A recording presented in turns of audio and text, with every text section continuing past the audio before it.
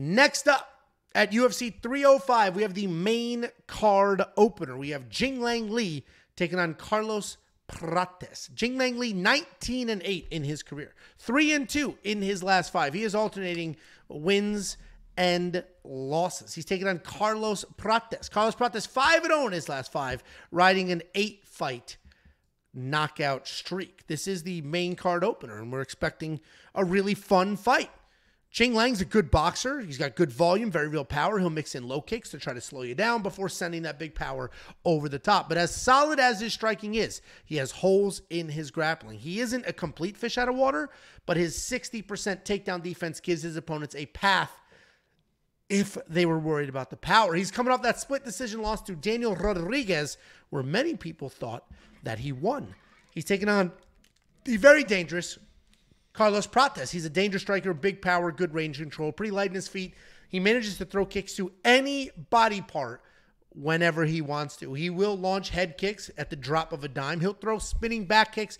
He'll defend most takedowns that come his way. He has very low hands and a stance that looks similar to Alex Pereira's. And as I mentioned, he's coming off his 8th consecutive knockout in a row. This should be Carlos Prates all day. He should be light years ahead. He should be faster, cleaner on the feet, the much better striker. Jingliang's getting older. He's getting a little slower. He hasn't fought in basically 2 years. My only concern, I think Prates wins. I think he runs away with it. My only concern is that Jingliang is very, very durable. And I don't know what Prates is going to look like over the course of an entire 15 minutes. We've seen him take his time. We've seen him do his thing. He should win. I think he wins. The pick is Prates. But Jingliang is durable. I don't think we're going to get like another highlight knockout from Carlos. What do you think, Jakey boy? I think there's going to be opportunity. You know, Lee is a guy coming off of basically, I guess, fucking like paralyzed. I mean, he had spinal surgery and then was off for 2 years, and Carlos Prates has shown you who he can be. You know, I called the Trevin fight, the Trevin Giles fight. I said Trevin was going to have success in the striking because Carlos Prates will let you win minutes, right? I mean, he is a typical kind of slow-paced Muay Thai guy that's going to wait for that big shot, and in those moments, you're going to win minutes. And I said that Trevin Giles was going to win too many minutes, get overconfident, and then get slept in the second round. That's exactly what happened. And I think the same thing could happen here. Lee is a pressure guy. He likes to have fun in there. And if he gets in there and starts ripping this dude and he hears the crowd, he's probably going to get overconfident and get slept as well. I know that people are going to be saying, but he's never been knocked out before. He's never been knocked out before. Just because something has never happened doesn't mean it cannot happen. I promise you that, especially against a guy that seems to have a death touch in Carlos Prates. I tried to fucking... I know better than anybody how dangerous Carlos Prates can be. I had my Charlie Radke lock of the week. He fucking demolished him. I thought Charlie Radke was going to be tough enough to get in the pocket, make this dirty, and this guy will start slowing down. He didn't get it done. I don't think a guy coming off spinal surgery and a 2-year layoff is going to get it done either. I like Carlos Prates, and I bet him straight up. I'm with you. We're on the same side here. I also have a bet with Prates there. I do think the round over could be a sneaky good bet as well. But to your point, you're never knocked out until you're knocked out. And Jingliang, long layoff, not going to be nearly as fast. All of those things could be a problem here. Carlos has proven to be insanely dangerous. The only way you play him in DraftKings Fantasy, though, is if you do think he gets that finish. If this goes to a decision, that $9,200 is not going to be worth it. It just isn't going to be worth it. There's not going to be any grappling on that side of the house. And if Jingliang makes this fight go long, it might be literally just from holding Prates against the cage, slowing the whole pace down and just making it kind of boring, honestly.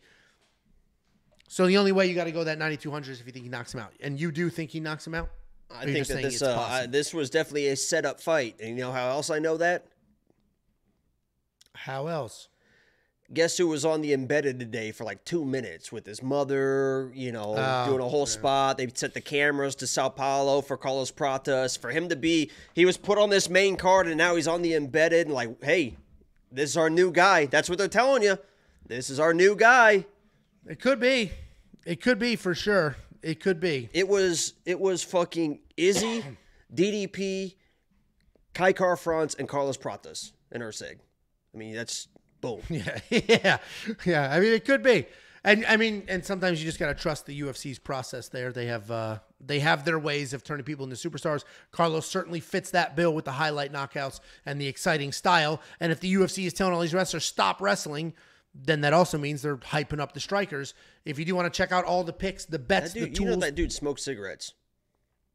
Carlos Prates? He looks like he smokes cigarettes. Yeah, he literally just like it's like one of the greatest. It hurt my fucking heart at the time, but now I reflect back on it. It was a really cool moment of when he found out he won the bonus for knocking out Charlie Radke. He just fucking ripping a dart. There's like a screenshot of him like smirking like this with the cigarette in his fucking mouth or in his hand or whatever. Just knocked the dude out, just lighting up cigarettes.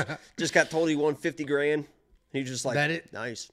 That is crazy. He smokes cigarettes, but I mean, I guess he doesn't need his cardio. We haven't seen him pushing. He doesn't really do anything until he does something. So exactly, he's just fast. But if you do want to check out the picks, the bets, the artificial intelligence, and cigarettes really aren't that bad. I mean, the round line leans. We're already on thin ice. The round line leans and more. Just go to WeWantPicks.com. Click become a member. It's only $10 a month, and that 1 month of access will get you 305, 2 fight nights, and then 306, which is the Noche card. We do have a $5 super chat from Rusty Moore. That is a normal profile picture. And he said, I got an idea. Let's see if anyone on this card trains or has ever trained with Charalampos Grigoriou. And if they have, fade the fuck out of that guy. I'm with you. And that's the entire Sarah Longo fight camp because that's where he came from. And that is a good gym with a couple of killers in there with some insane cardio. So for him to not... To not have that cardio is a bit surprising. Very, very, very surprising.